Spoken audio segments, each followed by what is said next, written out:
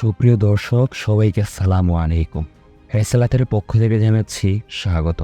বুখারী শরীফে উল্লেখ করা ইসলামের ইতিহাসের একটি ঘটনার কথা বলবো।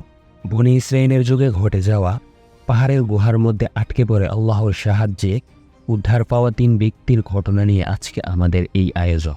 প্রিয় দর্শক, একেবারে শেষ অবধি আমাদের সাথে থাকুন। চলুন দেরি না করে ঘটনাটি শুরু করি। সে অনেক দিন আগের কথা। নির্দিষ্ট গন্তব্যের উদ্দেশ্যে বের হলো 3 জনের একটি মুসাফির কাফেলা। দিনের আলো শেষে যখন আধার নেমে আসলো, রাতের আধারে তখন তাদের যাত্রা বিরতির সময় হয়ে আসলো। অনেক খোঁজাখুঁজির পর শেষমেশ পাহাড়ের মধ্যে একটি গুহা খুঁজে পেল। তারা 3 জন ওই গুহার মধ্যে নিশ্চিন্তে আশ্রয় গ্রহণ করল। এদিকে আল্লাহর ইচ্ছে ছিল ব্যতিক্রম। আল্লাহ তাআলা দেখতে চাইলেন তার এই বান্দারা বিপদের মুখোমুখি হয়ে কি করেন। আচমকা উপর থেকে একটি বিশাল বড় পাথর গড়িয়ে এসে পড়ল তাদের গুহার ঠিক সামনে, এবং গুহার মুখটি একেবারেই বন্ধ হয়ে গেল। পাথরটি অনেক বড় ও অনেক ভারী ছিল, যা তারা 3 জনের দ্বারা সরানো একেবারেই অসম্ভব ছিল। তাদের বাহিরে বের হবার কোনো পথই আর রইল না। তাহলে কি তারা এই অন্ধকার গুহার মধ্যে শেষ নিঃশ্বাস ত্যাগ করবে? অবস্থা যখন একেবারেই উপান্তরহীন, তারা একে অপরকে বলতে লাগলো, এই দুরবস্থা থেকে বাঁচতে হলে আল্লাহর কাছে প্রার্থনা করতে হবে, আর সেই প্রার্থনা হবে নিজেদের সারা জীবনের নেক আমলের ওসিলায়। এবার তারা যার যার আমলের ওসিলা দিয়ে একান্তই আল্লাহর দরবারে দোয়া করতে শুরু করলো এবং কাকুতি মিনতি করে ফরিয়াদ জানাতে লাগলো মহান রবের দরবারে। প্রথম জন বলল, হে আল্লাহ, তুমি তো জানো আমার পিতামাতা অনেক বৃদ্ধ ছিল, এবং এটাও জানো আমি প্রতিদিন সন্ধ্যাবেলায় সবার আগে তাদেরকে দুধ পান করাতাম। তাদেরকে দুধ না পান করিয়ে আমি আমার স্ত্রী ছেলে মেয়েদের কাউকেই দুধ পান করাইতাম না। একদিন আমি কাঠের খোঁজে অনেক দূরে চলে গেলাম।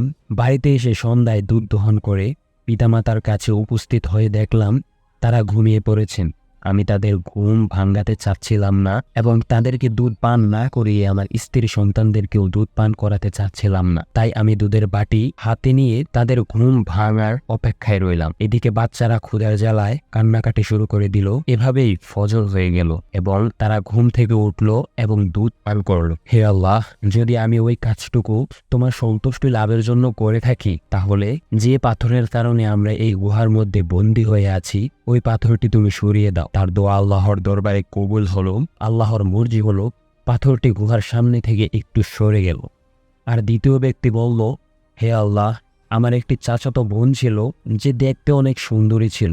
একদিন অনেক অভাবে পড়ে আমার নিকট সাহায্যের জন্য আসলো। আমি তাকে আমার সাথে মিলিত হওয়ার শর্তে 120 স্বর্ণ মুদ্রা দিলাম। অভাবের তাড়নায় সেও রাজি হতে বাধ্য হলো। অতঃপর আমি যখন তাকে আমার আয়ত্তে পেলাম এবং দুজন খুব কাছাকাছি হলাম, তখন সে হঠাৎ বলে উঠল, আল্লাহকে ভয় করো, দয়া করে তুমি আমার পবিত্রতা নষ্ট করো না। হঠাৎ এমন কথা শুনে আমার ভিতর ভীত সঞ্চয় হলো। আমি তার কাছ থেকে দূরে সরে গেলাম এবং যে স্বর্ণমুদ্রা আমি তাকে দিয়েছিলাম তার দাবিও আমি ছেড়ে দিলাম। হে আল্লাহ, যদি এই কাজটুকু আমি তোমার সন্তুষ্টির জন্য করে থাকি, তাহলে আমাদের এই বিপদ থেকে উদ্ধার করো। আল্লাহ তার প্রার্থনা শুনল ও পাথরটি আরো একটু সরে গেল, কিন্তু এতেও তারা বের হতে পারল না। তখন তৃতীয় ও শেষ জন দোয়া করলো, হে আল্লাহ, আমি কিছু লোকজন ভাড়া করেছিলাম কিছু কাজ করানোর জন্য। কাজ শেষ হবার পর সবাইকে পারিশ্রমিক বুঝিয়ে দিলাম, কিন্তু তাদের মধ্যে একজন পারিশ্রমিক না নিয়েই চলে গিয়েছিল।